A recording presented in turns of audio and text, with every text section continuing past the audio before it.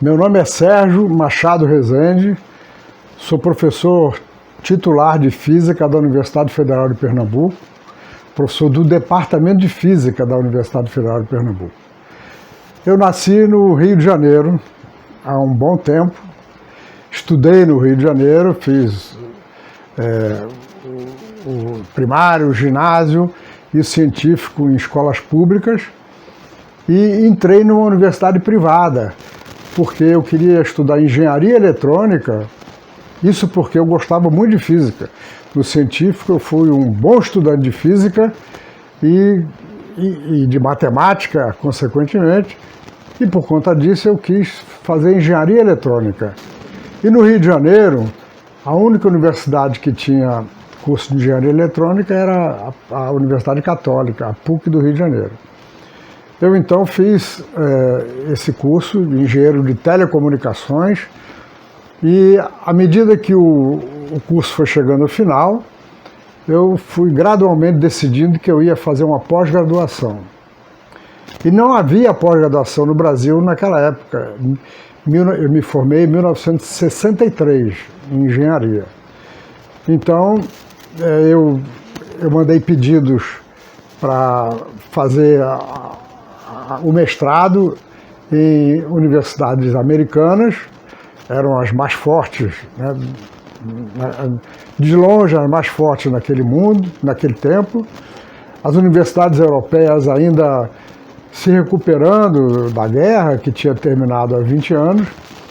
E aí eu fui fazer o mestrado no Instituto de Tecnologia de Massachusetts. Fiz o mestrado em engenharia eletrônica também. Mas aí gradualmente eu fui me envolvendo mais com a física e fiz o doutorado também lá em engenharia eletrônica, mas ciência de materiais. E com isso eu fiz várias disciplinas no departamento de física, de teoria quântica, mecânica estatística, de materiais e assim por diante. E terminei o doutorado e quando foi chegando no final do doutorado, eu fui convidado pela PUC do Rio de Janeiro, onde eu tinha estudado, para ir para o departamento de física. E nessa altura eu já era mais físico do que engenheiro, de modo que eu aceitei o convite, fui para a PUC e 2 anos depois, 3 anos depois, eu tive 2 alunos que estavam fazendo mestrado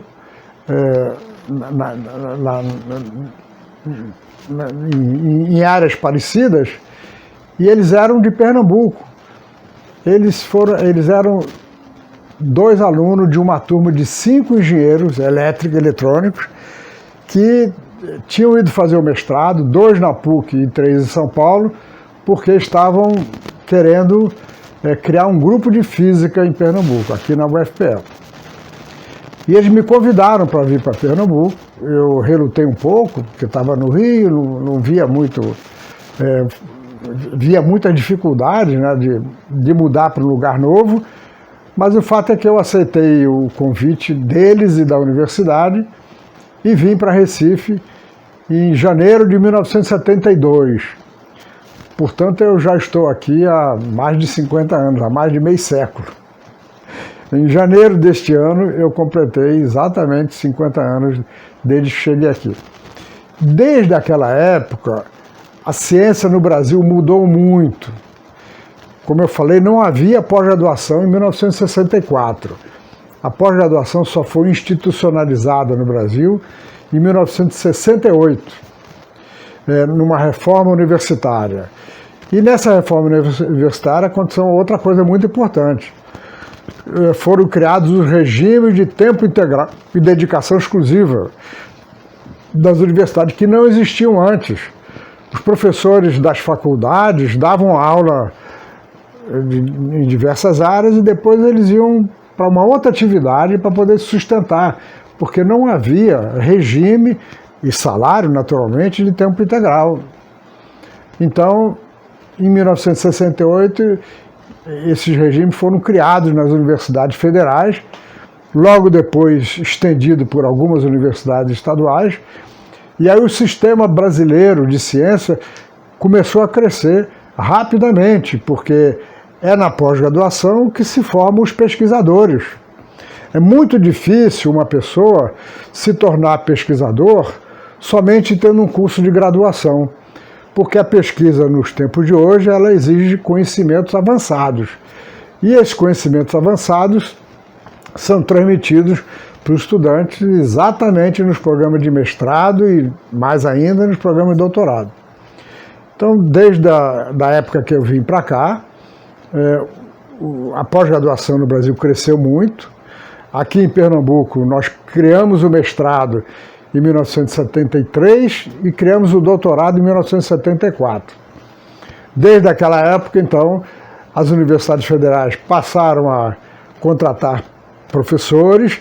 Inicialmente contratavam professores com graduação, depois com mestrado, agora praticamente só contratam professores com doutorado. E por conta disso, as oportunidades para físicos aumentaram muito, não só para físicos, para cientistas de todas as áreas, para biólogos, para químicos, para matemáticos. Então, o Brasil tem uma história recente em pesquisa em pós-graduação, é uma história de meio século. O Brasil tem 500 anos de história e apenas 50 anos de ciência.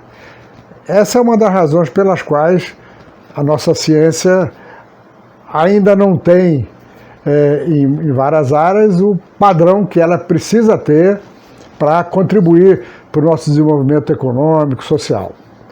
Existe uma outra dificuldade no Brasil que nós estamos sentindo muito nos últimos anos. Como a ciência é nova, a descontinuidade no apoio dos governos para essa área.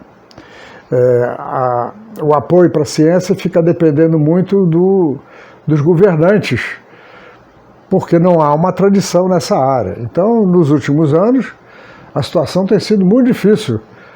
Este governo atual, por exemplo, é negacionista. Como sabem, ele negou tudo que a ciência trouxe de conhecimento para combater a pandemia da Covid. O governo negou tudo. Em paralelo com isso, o governo diminuiu muito os recursos financeiros para a ciência. E tem o seguinte, em todo o mundo, o grande financiador da pesquisa básica, a física, a matemática, a biologia, é o poder público. Então, quando o poder público fraqueja no apoio à ciência, nós temos crises. Hoje nós vivemos uma certa crise. A crise só não é maior porque o CNPq e a CAPES têm uma tradição, tem poucos recursos hoje, mas tem recursos, tem bolsas, e porque os estados têm fundações de apoio estaduais. Aqui em Pernambuco nós temos a FACEP, a Fundação de Apoio à Ciência e Tecnologia de Pernambuco, que tem apoiado com todas as suas possibilidades a pesquisa nas universidades. Então, a pesquisa na universidade ela continua existindo, naturalmente, estaria numa velocidade maior se tivesse mais recursos, mas ela não parou, felizmente, porque o dia que a pesquisa parar, isso representa um retrocesso muito grande. Então, as oportunidades para os cientistas vão continuar aumentando, estamos confiantes de que vão ter mudanças no governo e essas mudanças vão levar a governos que voltem a valorizar a ciência, a tecnologia e a inovação. No caso da física, tem um fato importante também.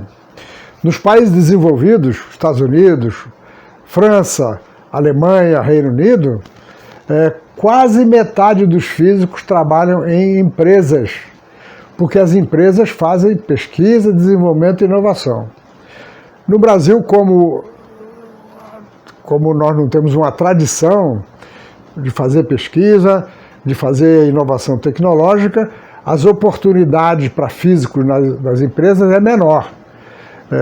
Mas nos estados mais desenvolvidos, São Paulo, Rio de Janeiro e Minas Gerais, cada vez mais os físicos encontram oportunidades em empresas. Aqui em Pernambuco também temos vários exemplos de estudantes, ex-estudantes nossos, ex-colegas nossos que resolveram que, em vez de trabalhar na academia, eles queriam trabalhar em empresas. Alguns deles até criaram suas empresas.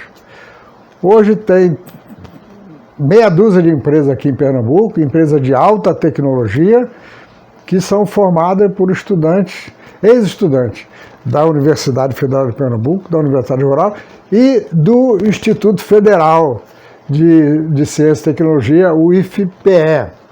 Conheço alguns, os estudantes, se perguntar aos professores, eles vão falar nome de colegas que alguns talvez ainda continuem sendo professor do IFPE, eu não sei, mas que têm suas empresas de tecnologia.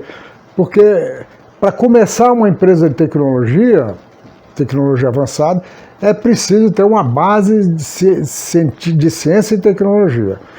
Então eu não tenho dúvida de que os estudantes formados em física nas nossas instituições cada vez vão ter mais oportunidade de trabalhar em empresa ou de fazer as suas próprias empresas, as chamadas startups. Nós temos aqui em Recife algumas incubadoras de empresas. O que a incubadora de empresa faz é exatamente isso, é dar oportunidade para uma empresa nascer e se desenvolver. O nome incubadora vem daí, né? Vocês sabem das incubadoras de ovos, por exemplo, de animais.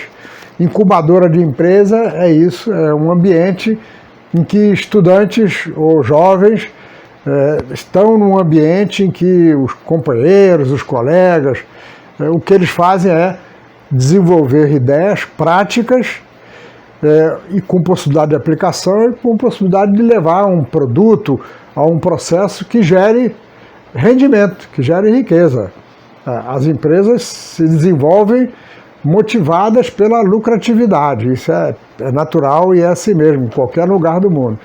Então, vocês, estudantes de física, ao se formar, considerem esta possibilidade também de procure, aliás, vocês podem procurar logo agora, incubadora que tem no próprio Instituto, que tem no ITEP, que tem na Universidade Federal de Pernambuco, que tem no Porto Digital, aqueles que trabalham com software, com tecnologias digitais.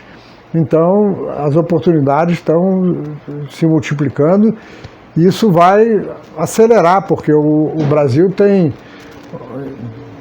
um enorme potencial em aplicação de conhecimento. Nós somos grandes produtores de produtos agrícolas, de produtos minerais, mas nós precisamos cada vez mais ter produtos gerados pelo conhecimento das pessoas. Ciência, em latim, vem do latim, quer dizer conhecimento.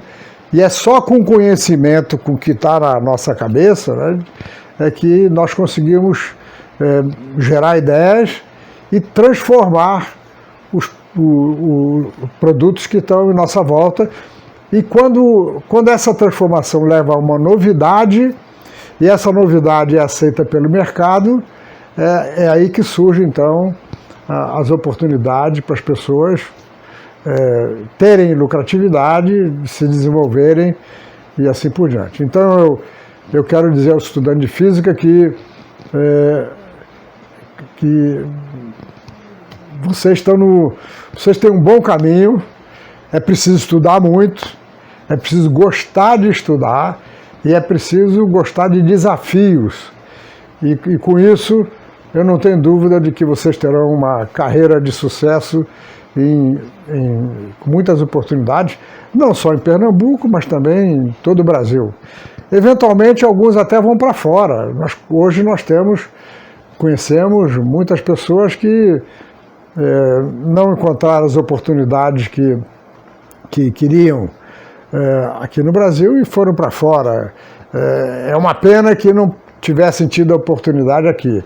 Mas quando uma pessoa se forma em física e forma realmente com conhecimento, com entusiasmo, não faltarão oportunidades para ter uma carreira de sucesso.